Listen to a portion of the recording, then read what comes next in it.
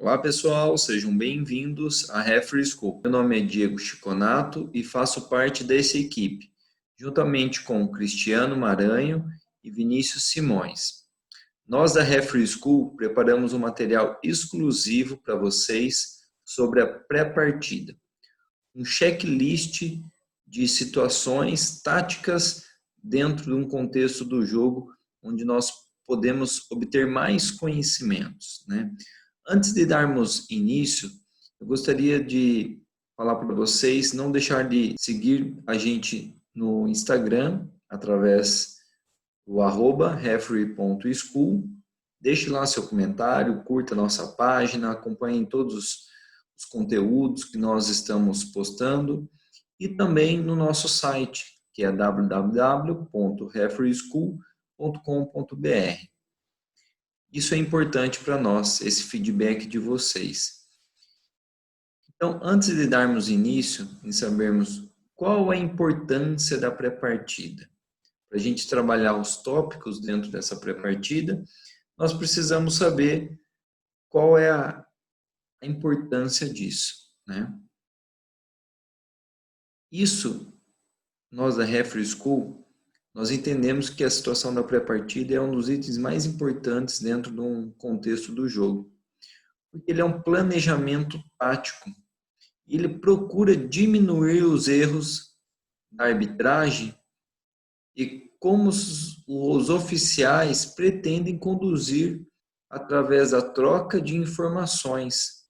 O que nós iremos colocar dentro de uma pré-partida e como será conduzido esse jogo. Então, os tópicos que nós iremos trabalhar hoje são os pontos gerais da pré-partida de um jogo, né? Pontos chaves para um grande jogo, administração de jogo, comunicação, administração de bancos de reservas, planejamento e consistências. Todos esses tópicos nós iremos tratar separadamente. O último item ali que vocês podem ver, está com asterisco, consistência. Esse item nós iremos disponibilizar um outro material bem mais específico, porque é onde tem muitas das reclamações durante uma partida e a arbitragem precisa ter uma boa leitura de jogo, né?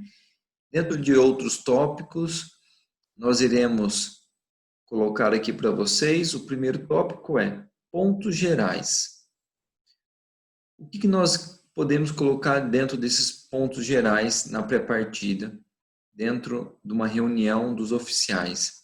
O conhecimento, primeiro de tudo, do protocolo da competição, seja o regulamento, os uniformes, os procedimentos adotados, né?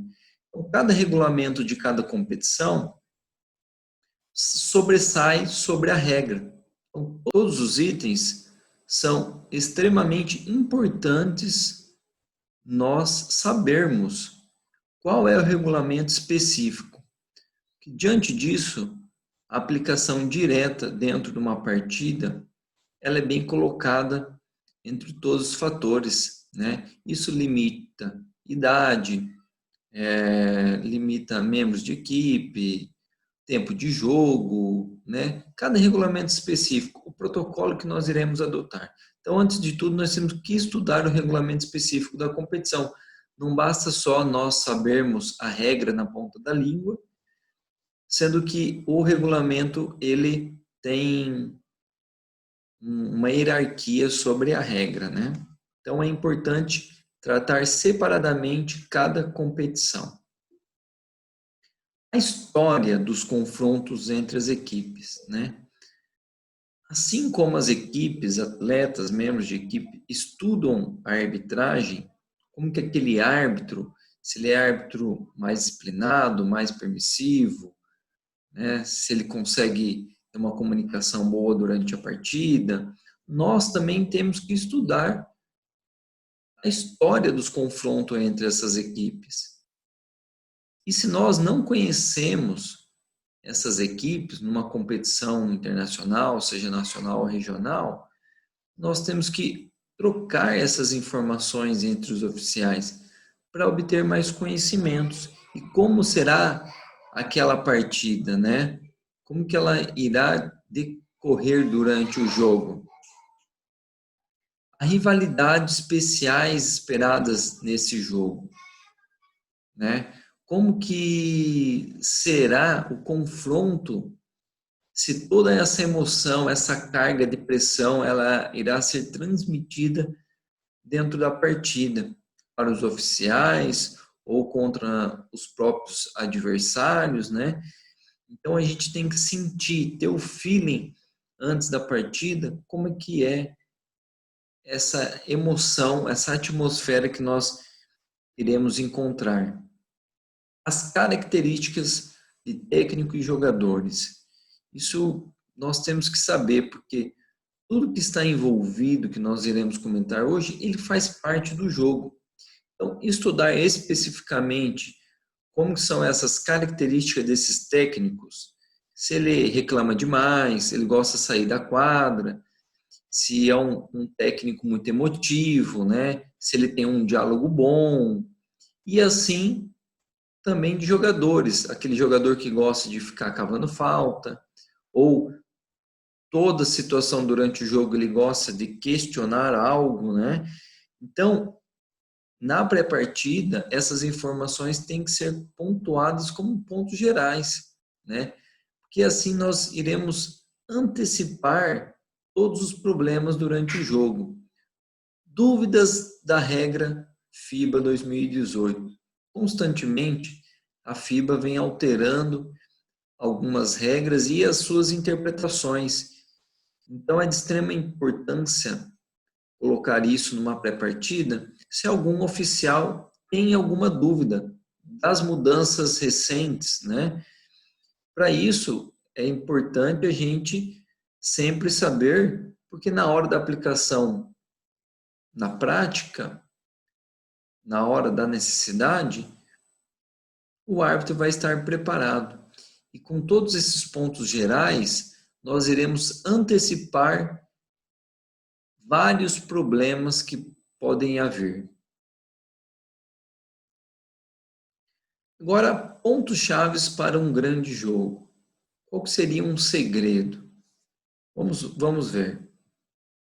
A confiança entre os oficiais.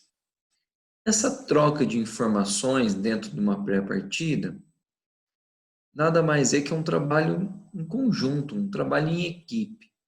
Se não tiver uma confiança entre os oficiais, a aplicação direta dentro de quadra, ela não vai funcionar, né?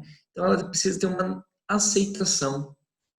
Essa tem que ter sempre lado positivo e cada um pontuar os seus lados negativos, né? Respeito e domínio pela área primária. Então, isso pode ser colocado pontos dentro da mecânica de arbitragem, né? Que a área primária ela tem que ter um respeito. A não ser que for uma jogada onde a arbitragem não consiga, quem está na sua área primária consiga ver numa posição, nós temos que ter uma ajuda do oficial mais próximo, porque nós temos que pensar que sempre o jogo está acima de tudo, o jogo é o mais importante. Então, respeitar também o seu companheiro, ter essa confiança onde que o meu companheiro, ele tomou a melhor decisão. Se ele está ali, ele é capaz para aquilo ali. Se vocês estão ali, é um trabalho em conjunto e não pode ter divergências. Porém, essas divergências elas têm que ser do modo construtivo durante o decorrer da partida. Ter força de vontade. Dentro de tudo, a aplicação, nós temos que saber que qual é o trabalho que foi proposto para nós. Isso eu vou incluir, seja proposto que nós iremos ganhar R$ 1 ou R$ 1.000. Se você aceitou aquele trabalho, faça o melhor.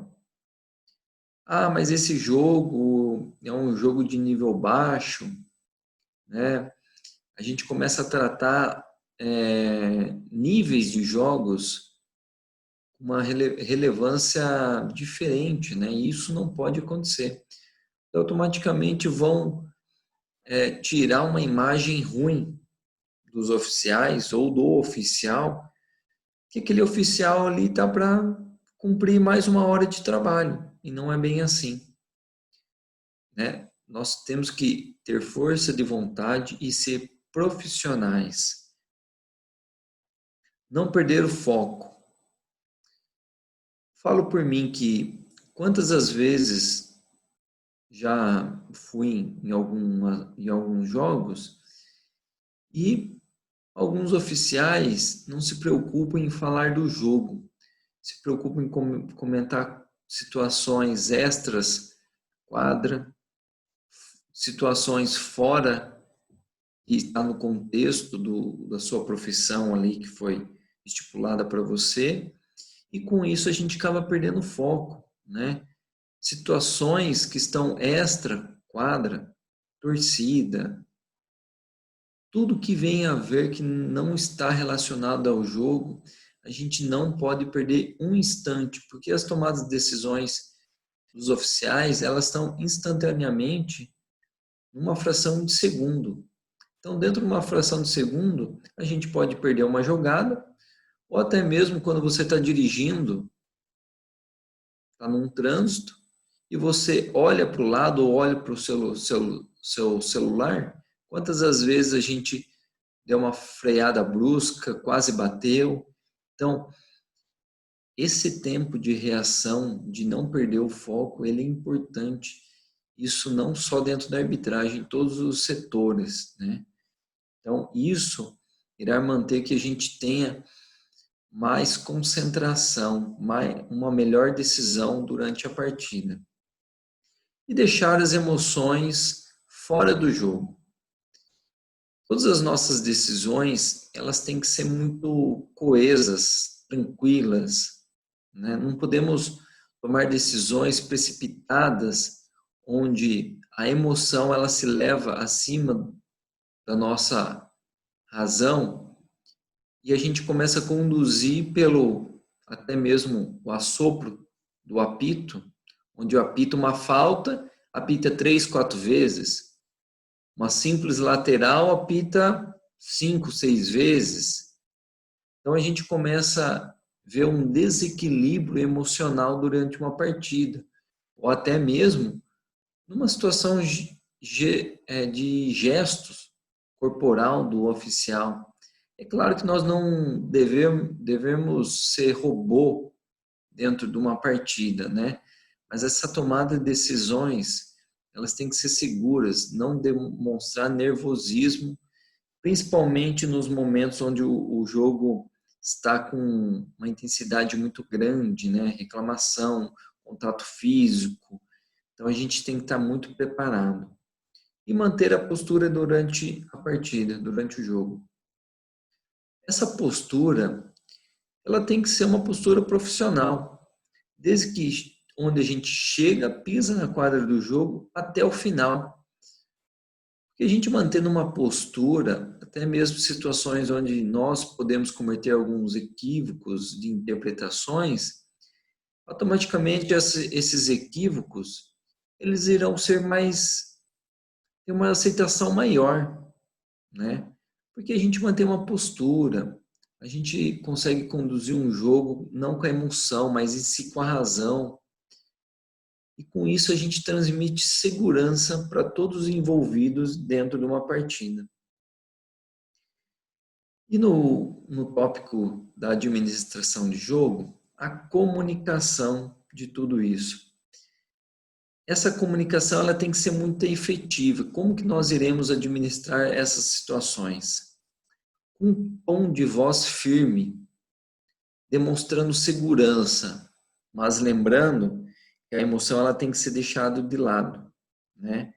Sabendo com inteligência o que nós iremos fazer. Hoje na FIBA, ela orienta muito que os oficiais, quando se reportam à mesa de controle, traduzam o que está gesticulando, né? Qual foi o tipo da falta, o número do jogador, demonstra segurança. Contato visual, como que essa comunicação, essa confirmação verbal entre os oficiais, elas têm que ser durante uma partida. Seja dentro de um local de reposição, quem é o arremessador de lance livre, isso é sempre, a gente sempre tem que se comunicar entre os oficiais, e todas as advertências que são envolvidas, seja flop, falta técnica, ou outras, né, menores que venham a ocorrer durante o jogo. Então, essa confirmação verbal e esse contato dentro dessas situações, aonde que vai ser a reposição? Já se comunica com o seu oficial. O que vocês vão combinar dentro de uma pré-partida? Como que será conduzido? Como que vocês irão se comunicar? Quem sempre vai identificar o arremessador de lance livre? Quem apitou a falta? As advertências, quando for dar uma advertência, essa advertência ela tem que ser clara para o jogador ou técnico, membro de equipe, e automaticamente todos os oficiais que estão têm que saber dessa comunicação. Todos têm que estar cientes o tempo todo. Contato visual e confirmação verbal com a mesa de controle. Então, nós não podemos esquecer que a mesa de controle ela faz parte do jogo também. E hoje nós podemos incluir tanto os oficiais de mesa, em algumas competições até as estatísticas, dentro da nossa pré-partida. Com isso nós iremos combinar situações onde que a gente começa a saber quais são os problemas dos equipamentos eletrônicos, seja do 24, cronômetro, súmula de jogo, como que será conduzido essa comunicação verbal quando tiver algum erro que não vai interferir ao jogo, essa confirmação durante o jogo, ou uma dúvida entre os oficiais de quadra e os oficiais de mesa, né? Então, isso tem que ser combinado dentro de uma pré-partida, porque todos fazem parte do jogo. E quando houver qualquer dúvida dentro de uma comunicação, de uma decisão, essa reunião entre os 3 oficiais é importante se reunir antes de tomar qualquer decisão. Isso tem que ter uma reunião, ela tem que ser curta, bem objetiva e clara para todos envolvidos, né? Para isso, essas reuniões elas não podem ser contínuas durante uma partida, senão começa a paralisar demais o jogo e começa a transmitir uma insegurança dentro do nosso trabalho. E a administração do banco de reserva. Como que nós iremos conduzir todas as situações que estão relacionadas ao banco de reservas? Por que nós estamos incluindo isso? Porque a maioria dos problemas disciplinares, eles vêm de fora para dentro da quadra. Então, nós temos que saber que tem um respeito à área de branco, do seu técnico ou do seu assistente técnico. E essa área ela tem que ser respeitada, né? Conduta aceitável, como que a tolerância do técnico e com membros de equipe, essa comunicação, como que nós iremos lidar? Como que vocês irão combinar? Dentro disso, vocês irão saber as características de cada um. E nem todos são iguais, nem todos conseguem escutar ou saber dar uma orientação ou uma advertência, ou até mesmo aquele técnico tem que ser punido na primeira situação. Isso vocês vão colocar dentro da pré-partida de vocês. Membros de equipes não devem ficar de pé constantemente, exceto o técnico ou assistente técnico. Lembrando que, com a alteração da regra da FIBA, somente um, ou técnico ou assistente técnico, pode dirigir a sua equipe de pé. Substitutos, médico, estatístico, não podem permanecer durante o jogo, porque como o jogo de basquetebol ele é muito emotivo, né, dinâmico, e com isso muita gente começa a ficar de pé, isso começa a trazer problemas durante a partida, porque começa um falar, o outro começa a ir no mesmo caminho e a gente começa a ter problemas de fora dentro da quadra de jogo. Mecânica e administração quando houver faltas técnicas entre membros de equipe. Então, como que será lidada essa administração, a mecânica de arbitragem? Porque no momento onde há uma falta técnica, há um calor maior no jogo. Então, vocês irão ter outros problemas. E para evitar outros problemas, uma segunda falta técnica, vocês devem combinar essa administração da mecânica para evitar situações seguintes. E todas dessas situações, nós temos que sempre, como administrar isso, é sempre responder de uma maneira clara, objetiva, educada, tem que ser recíproco. Apenas durante situações de bola morta, cronômetro parado, as questões abordadas de forma cortês pelo técnico e não conversar demasiadamente. Então, quando um técnico ou um membro de equipe for falar com vocês, espera, eu já converso com você numa situação bola morta. Quando for conversar, essa situação não pode ser demasiada, ela tem que ser clara, objetiva e educada. Isso serve para ambos, técnicos, jogadores e árbitros. Identificar e restringir comportamentos de um técnico fora de controle. Essa identificação está muito relacionada aos comportamentos que irão transcorrer durante as outras pessoas, né? Então, a identificação disso, ela tem que ser imediata, para a gente conseguir identificar uma punição ou uma advertência, para outros ou o adversário não querer fazer igual ou pior. Para podermos finalizar, lembrando que o último item de consistência, que é um item importantíssimo, um dos mais questionados dentro da arbitragem, nós iremos tratar separadamente, porque são várias situações. Então, de todos esses tópicos que nós falamos aqui e colocamos para vocês dentro da pré-partida, a gente tem que ter um planejamento do nosso trabalho. E esse planejamento, ele é feito com muito detalhe e trabalho. Engana-se quem pensa que um árbitro de basquete trabalha somente o período de jogo transcorrido. Generalizando, muitos pensam que o trabalho só está envolvido dentro do tempo. Não. O trabalho, a pré-partida, já começa quando nós recebemos a escala do jogo, a preparação, o planejamento. Então, aí nós já iremos planejar como que nós iremos fazer toda a logística. Apitar basquete é uma tarefa muito delicada e ela é detalhista e para poucas pessoas. Então, o resultado desse trabalho dentro de quadra, ele está diretamente relacionado à preparação feita antes da pré-partida. Então, esse ponto que nós falamos, que é onde um jogo ele é bem conduzido, o jogo foi sob controle, ele está muito relacionado com um trabalho feito antes do jogo. Porque ali os árbitros conseguiram diminuir seus erros, conseguiram ter um trabalho coeso, trabalho em equipe, com decisões seguras, né? Então, a importância dessa pré-partida, ela tem que ser colocado como um dos primeiros tópicos dentro da arbitragem. E uma equipe de arbitragem, ela é comandada pelo principal árbitro, que é o árbitro crew chief.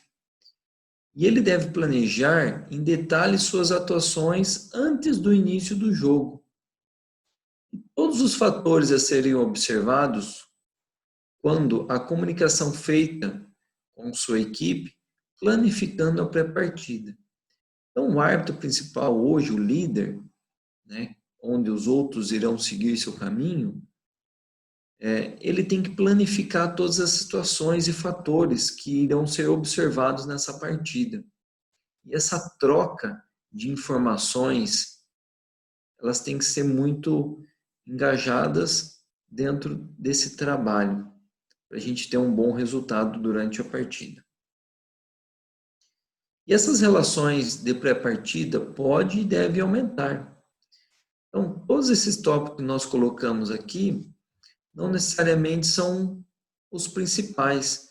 Nós temos outras situações mais importantes que vocês irão ver em breve na Referee School.